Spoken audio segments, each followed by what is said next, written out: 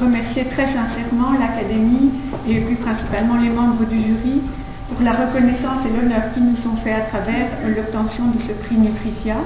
et bien certainement également remercier la firme Nutricia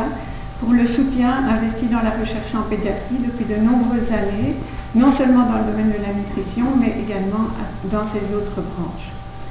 Le travail que je vais vous résumer en 5 brèves minutes se déroule depuis plus de 10 ans au sein du service et du laboratoire du professeur Étienne Sokal à l'Université catholique et aux cliniques universitaires Saint-Luc. La question de départ pouvait sembler simple et était de déterminer la place de la thérapie cellulaire en tant que thérapie innovante dans le traitement des enfants souffrant de maladies métaboliques. Chez ces enfants, le foie fonctionne normalement en dehors d'une seule activité déficiente, mais cette activité déficiente entraîne chez eux une qualité de vie très souvent médiocre et un pronostic de développement neurologique réservé. Leur pronostic vital n'étant que rarement impliqué, ils ne sont pas toujours candidats à une greffe de foie et les alternatives thérapeutiques étaient pauvres. L'hypothèse de la thérapie cellulaire est qu'en transplantant dans leur foie un petit pourcentage de cellules de donneurs fonctionnelles pour l'activité déficiente, nous pourrions transformer leurs maladies sévères en des maladies plus modérées et ainsi améliorer la qualité de vie et le pronostic de ces enfants. Pour cela, nous avons débuté en cherchant si cette possibilité était réalisable avec ce qu'on appelle les cellules de foie ou hépatocytes, qui sont les cellules majoritairement représentées dans la solution de cellules qu'on peut obtenir en digérant le foie d'un donneur. Après toutes les mises au point nécessaires et dans la plus grande sécurité, 14 patients souffrant de maladies métaboliques ont pu bénéficier d'une transplantation de cellules de foie aux cliniques universitaires Saint-Luc et je vous en montre ici quelques exemples.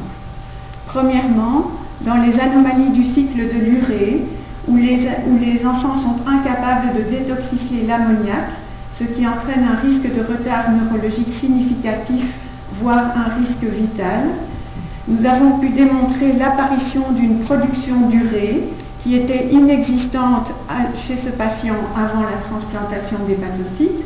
et nous avons pu démontrer chez un autre patient l'implantation et la persistance dans le foie du receveur de cellules transplantées, accompagnées d'une amélioration clinique et d'une stabilisation de ces patients.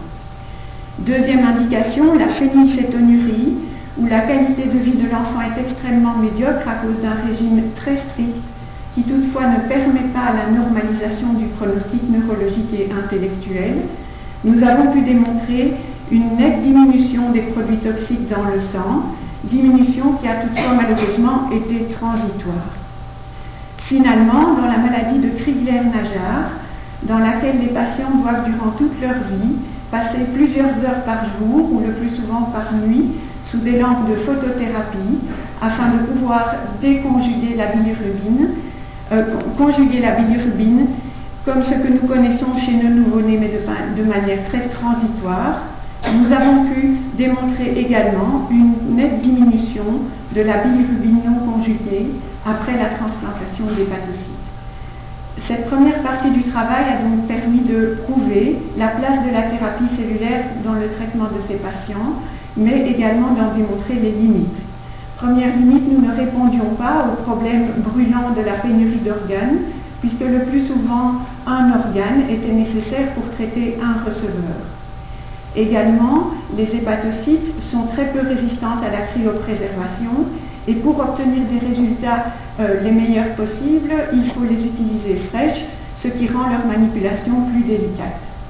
Finalement, nous avions souvent un effet métabolique positif, mais celui-ci pouvait parfois être transitoire, ce qui pourrait entre autres être expliqué par le fait que les hépatocytes peuvent probablement moins se multiplier et persister que d'éventuelles cellules souches. Pour toutes ces raisons, nous avons voulu poursuivre cette technique et voir dans quelle mesure les résultats pouvaient être améliorés en utilisant des cellules souches. Et après plusieurs explorations, la meilleure candidate a été une cellule progénitrice que nous avons retrouvée dans notre suspension cellulaire initiale et qui, par rapport aux cellules souches, a la caractéristique caractéristique d'être déjà prédéterminée à se transformer en hépatocyte. Cette cellule ne montre pas de caractère potentiellement tumoral et toutes les expériences nécessaires et caractérisations nécessaires ont été réalisées durant plusieurs années, prouvant qu'elle pouvait obtenir des fonctions hépatiques de manière significative et qu'elle pouvait être utilisée de manière sécurisée. Finalement, nous avons pu, à l'Université catholique de Louvain, clinique Saint-Luc, transplanter 3 patients grâce à ces cellules progénitrices produites au laboratoire entre 2009 et 2011 et confirmer la faisabilité technique et son innocuité. Notamment, les cellules injectées restent bien localisées dans le foie du patient, jusqu'ici 5 jours après la transplantation. Également, nos recherches plus fondamentales avaient prouvé que les cellules pouvaient induire un risque de thrombose par raccourcissement du temps de coagulation,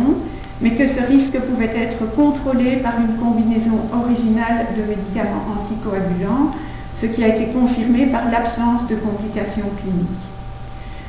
Nous pensons donc avoir prouvé que la thérapie cellulaire est probablement une alternative prometteuse pour nos jeunes patients dans les années à venir. Nous fondons un sérieux espoir dans les cellules progénitrices afin d'améliorer les résultats des hépatocytes et donc d'avoir un impact encore plus positif sur la vie des patients, éventuellement d'élargir les indications de cette technique.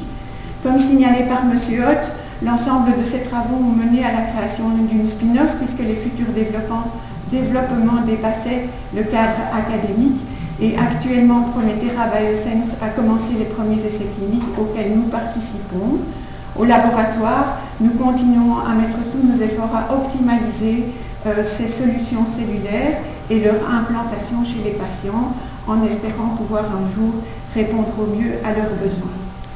Je ne saurais terminer sans remercier une fois de plus notre mentor sans lequel rien de tout ceci n'aurait existé, le professeur Étienne Sokal, et l'ensemble de son équipe, les gens qui sont passés, les gens qui y passeront encore. Remercier encore l'Académie et Nutricia, nos familles et vous tous ici présents.